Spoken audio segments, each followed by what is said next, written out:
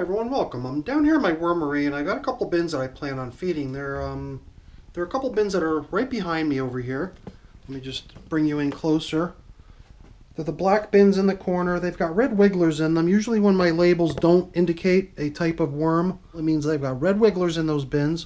And these two systems, they're not the same age. The one on the left is 125 days old at this point, and the one on the right is 90, or is it 120 and 95? I got some stats on the little green board that I was going to share with you guys. So once I get my glove on and we get these systems up on the bench, I'll share that information with you.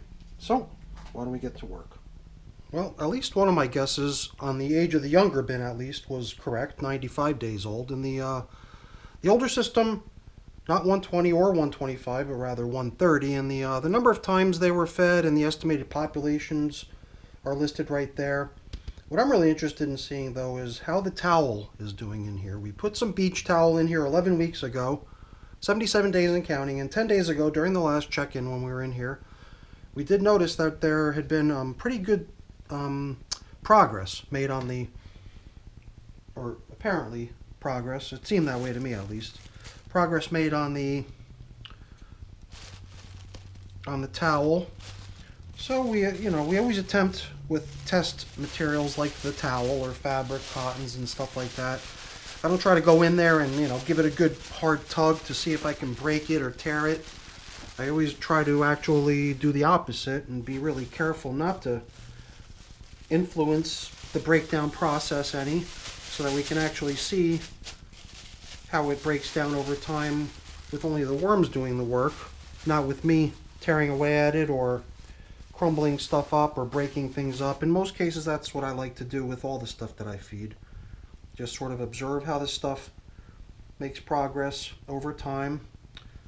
And usually I remember, but I think during the last check-in I was being really kind of blasé about digging into these systems, and I think I actually did rip my finger into couple of the towels, or at least the first towel. Once I realized I was in the bins with the towels, I sort of backed off and started being more careful, but I sort of went in very aggressively, and I believe that I might have contributed to some of the breakdown or wear that we're going to see on the towel when we finally get to it. There was only one other time in the past, a couple years ago now I think, if I remember correctly, when I tried composting fabrics, and it was pretty much more of the same stuff here. Towel, and I think there was other stuff that I was trying too. There was socks, different things, but these towels specifically were the same material that I once upon a time ran in a previous fabric composting test. So I've already had experience breaking down, worm composting these particular pieces of beach towel. And, I couldn't remember really from the previous experience how long it took for them to break down. Okay, there's a piece finally. I kept thinking that I was running into pieces, and then I kept ending up with pieces of newspaper in my hand, not beach towel. So, I just tried to pull it out there carefully. As soon as I felt any resistance, I backed off and excavated further. But at this point, this is a piece of the towel that's right along the sewn edge. And that sewn edge is the only thing that seems to be holding any of this fabric together anymore. It's all just tearing apart and very, almost able to break under its own weight. But that doubled up sewn edge is, I think, enabling it to hold together. So we've excavated and found the experimental cotton fabric material. We've also been bumping into some of the leftovers of the last feeding, which was the peel of some apple. It does seem like the most of the fleshy, fruity material off the peel has been eaten, leaving pretty much just these almost see-through fragments of peel. So they've done a good job on the last feeding. Even though there's leftovers, we're going to be giving them their nice little portion of leafy greens and various other things. Some Brussels sprouts leaves, some cucumber peels. I see a radish in there, and there could be other stuff. Plus coffee. And replacement feeding zone indicators. So let's try to stay on point here. Something that I try to do when I put these bins up side by side like this is to pretend I'm working in one large bin. So I need to remind myself that that's what I'm trying to do here. And so I guess that just means if I started over here and I excavated, I got to continue excavating. I can't get on to doing something beyond that particular activity over there until I've completed the same exact activity over here too. So now we're bumping into not only some of the towel, but also a chunk of cork. Cork that was floating around in my systems for quite some time now. One of my viewers, Plant Obsessed, even inquired about how long ago that was, and it's one of those trick questions because theoretically, based on my videos and my note taking, I should be able to nail down almost the exact day I put that piece of cork into the outdoor bin was where it actually started. And that was a couple years ago now, so that cork's been going for years.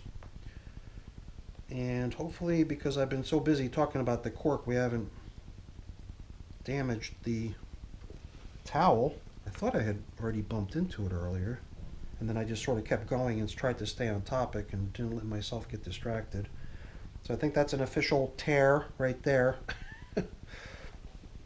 We've got 2 pieces of cotton towel here. I believe that in the other bin we actually have been holding together as one single large object. Although who knows, if we were to dig around over there, we'd probably find other parts of stuff too. And then the other thing that, we saw in each of these was a mango seed, mango pit, which I believe in the last check-in we'd already succeeded in taking a peek inside to see how they're being received by the worms.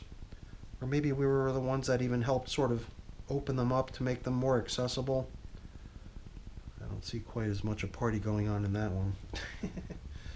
And then there's other stuff too, besides apple peels and mangoes and corks. I had a banana stem in my hand earlier.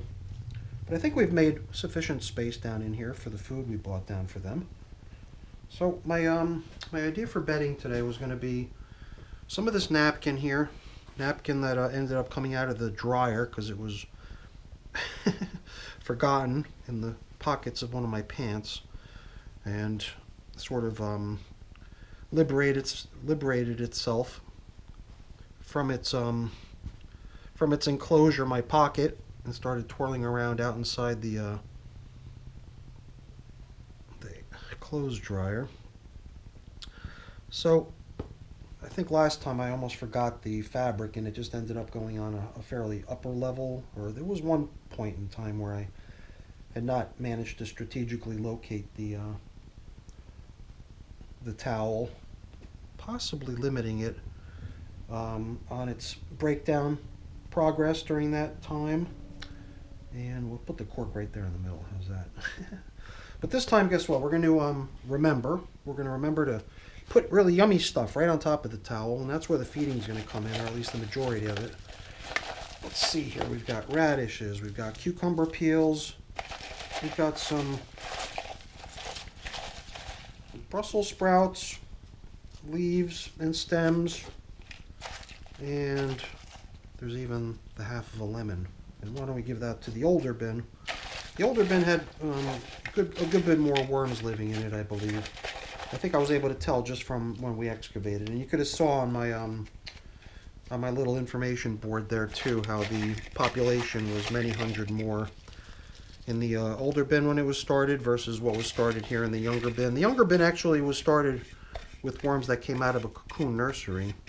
So I had set aside the material I had harvested from 3 separate systems, so that any cocoons that might have been left behind by the worms in that material would have a chance to hatch, and that's how we ended up in the younger bin with 900 some odd worms, which is pretty good if you ask me for a cocoon nursery.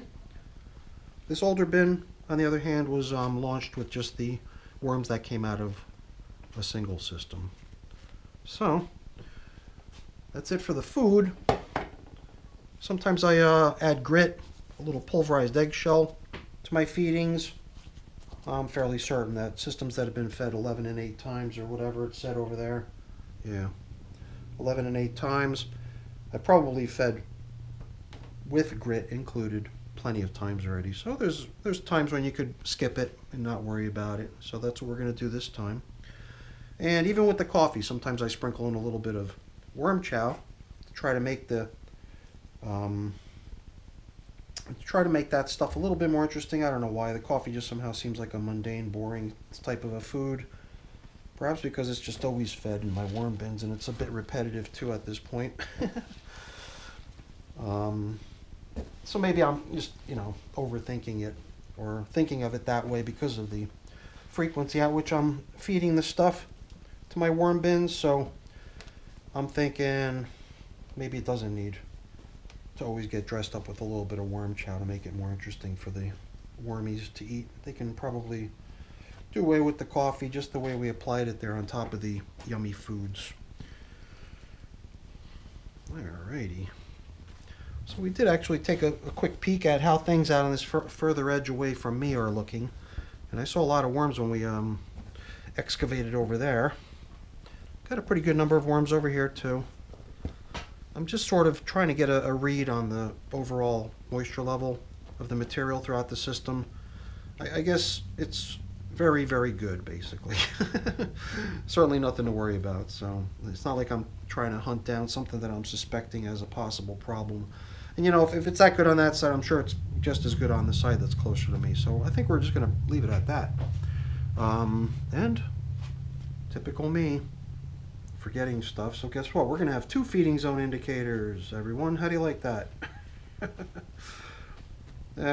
Whatever. That's just me, forgetting stuff. Every chance I can, always forget something. Yeah, you got to admit, it was kind of a skimpy amount of bedding we added this time. There would have been room enough, certainly, to go much more generous on the bedding. Maybe that's what I should have done. But at this point, we're pretty much covering up and putting away. I got a feeling that these top coverings, at least the ones that I'm putting back here in this bin over here, in the younger bin, they're really far gone. I don't think they're going to make it beyond our next check-in. They'll probably get reused as bedding in the next check-in, and then we'll put some new ones in there. These 2, on the other hand, they seemed like they were in really great shape. They could go another round, but who knows. If we're giving one system nice new top coverings, chances are we'll give both nice new top coverings in the spirit of fairness. All right, everyone. Well, that's our check-in with my red wigglers here. A couple of nice, fun bins.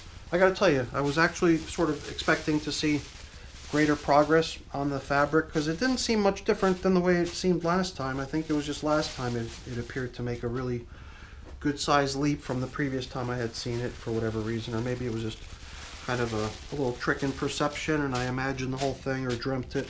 Who knows? But that's it, everyone, for the video. Hopefully you enjoyed it. If you did, as always, please don't forget to leave me a quick thumbs up before you go. That's always very much appreciated. And if you haven't done so already, please also consider subscribing to the channel. That's very much appreciated as well.